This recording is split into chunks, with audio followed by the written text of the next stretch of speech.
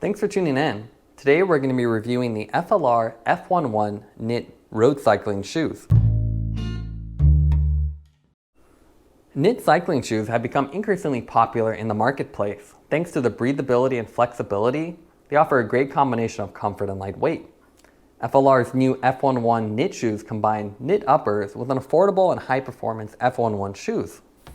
Now in terms of packaging, it's really simple. You get a black cardboard box, glossy FLR logos on the side and bottom. What we have here today is the F11 knit in white with the Euro 44 size. We'll go ahead and take out the box and go over the specs. Now pricing wise, this is actually the same $129.99 that the standard F11 costs. So you're not actually paying a premium for the knit, which is really impressive. It has a single A-top dial design and the nylon R250 sole. It's a 3-bolt compatible design, and you can see a 5mm adjustment back and forth, as well as the Lokio memory eyelet. Now one of the best features of the shoe is the knit upper construction. This is their XD knit, and it's a triple layer nylon construction for good flexibility and breathability. It also has a reinforced heel and toe, as you can see here. While this is flexible, the toe is nice and strong, so you don't hurt your toes or hit them anywhere. Same thing with the heel, so it holds its form really well. In terms of what's in the box, pretty simple. You get a little basic packaging. You get the memory eyelet bolts, which is a nice feature, something you don't want to lose if you want to use the Lokio memory eyelet feature. And then a basic FLR tag that gives you information about the company. So now let's take a look at the weight of the shoes. If we take the right shoe, that comes in at 280, and remember this is a Euro 44. While the left shoe comes in at 278, so very slight variation. With these shoes, FLR has taken their mid-level F11 shoes and combined them with the XD knit upper for a really competitive package. It's only available in white and black, but it's quite sleek. As you can see, there's almost no branding on here. You only have FLR on the side and on the sole. You don't even have the model name printed anywhere, which is a little bit unusual. Really clean knit upper design with the single dial and reflective elements on the back to help with nighttime visibility. Now in terms of the upper, this is a very modular shoe, so you can see you have the base and the upper design.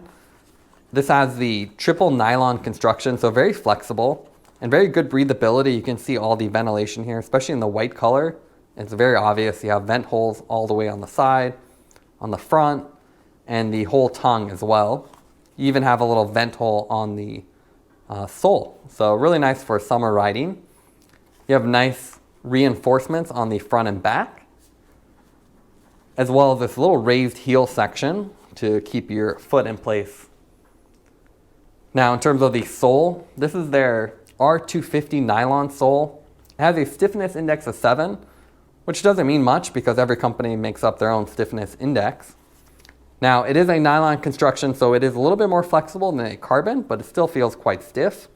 And you get the nice 3-bolt design with the memory eyelet. So you can see you get 5mm backward and forward. Some basic measurement indicators here to place your sole, to place the cleats on here. You have these nice raised little heel and toe protectors. These are not replaceable, which would have been nice to see, as they can wear out over time. They're a nice way to protect the actual sole and make it a little bit more walkable. Now in terms of insoles, FLR ships these with these basic foam inserts. They're pretty standard with ventilation on the front as well as the middle and decent padding. This will probably work for most cyclists unless you need a custom insole, in which case you'd swap these out. Now let's take a look at the F11 shoes on the road. As you can see, they're really attractive shoes, especially with the knit construction. You have that textured surface that looks really good, and there's minimal branding with these shoes. We also like the little details like the reflective elements on the rear and the pads on the rear and front, which help protect the bottom of the shoe. Now the knit construction also has quite a bit of flexibility. So as you can see from this top-down view, as I lean down, you can see the sidewalls expand. Now compared to Italian shoes, these are quite wider, so more similar to Shimano, but with the addition of knit, they also expand even more. So if you have wider feet, it's a great option. Now on the road, the shoes provide a good balance between performance and comfort. Because they're a nylon sole, there is some flexibility there. And that does mean it feels less stiff. However, it is more comfortable, so if you're more of a beginner cyclist, it's a great option.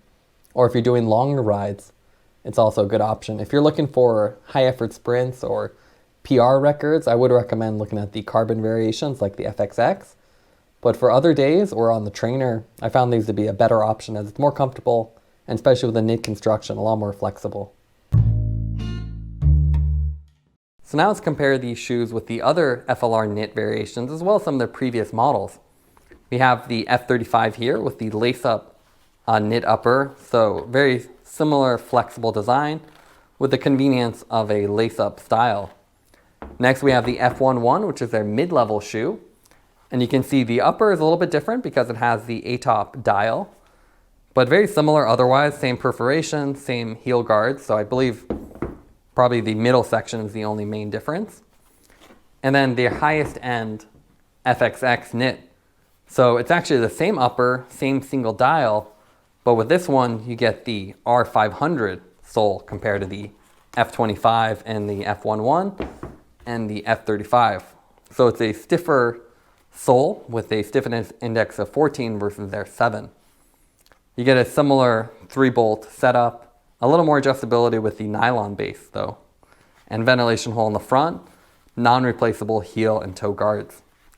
So depending on what you're looking for, if you're looking for a stiffer shoe, the FXX is still quite affordable at around $220. But if you're more budget oriented, the F35 or the F11 are great options. It depends on what you're looking for. If you need the dial, the F11 is a great option, while a more simple $70 F35 is great for entry level or even on the trainer. Now we also are lucky enough to have reviewed the previous shoes. As you can see here, we have the older F11. And if you compare these side by side, you can see the big differences. The bottoms are the same and it's just the top. So where this was a micro fiber cover with the vent holes, this new knit surface has more perforations, more flexible, and I believe looks a little bit better as well. Now the FLR shoes have actually held up quite well.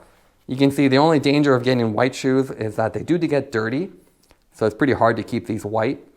But otherwise it's actually held up with over a year's use without really damaging the base either, which is pretty impressive. Same thing with the F11s. We've been also riding this with over the last year. You can see the microfiber construction of the original version versus the knit upper. I believe the knit upper versions also look better again. A little bit sleeker design. And with the single dial setup, they've actually ditched the Velcro, which is one thing we didn't really like with the original version anyways. Now let's go over the scorecard for the F11 knit shoes. We'll grade on 4 different categories: the design, closures, comfort, and value. In terms of design, we'd give it an A. It has really sleek styling with minimal branding. In terms of closures, we'd give it an A-. The single A-top dial works well, and we're glad to see the Velcro strap has been removed from the F11, although we would have preferred a dual dial setup. Comfort-wise, an A-. The knit surface is well ventilated and flexes, so it's great if you have wider feet. And finally, in terms of value, it's definitely an A. These are affordable knit shoes, and it's great to see that option on the market instead of having knit shoes only at the premium end. Taking everything into account, we'd give the F11 knit shoes a 9.1 out of 10. Again, these provide a lot of value.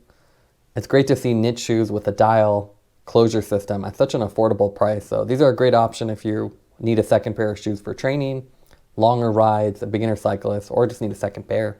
Thanks for watching the review. Don't forget to like and subscribe. You can see more content from us on our website at thesweetcyclist.com, as well as follow us on Instagram at The Sweet Cyclist.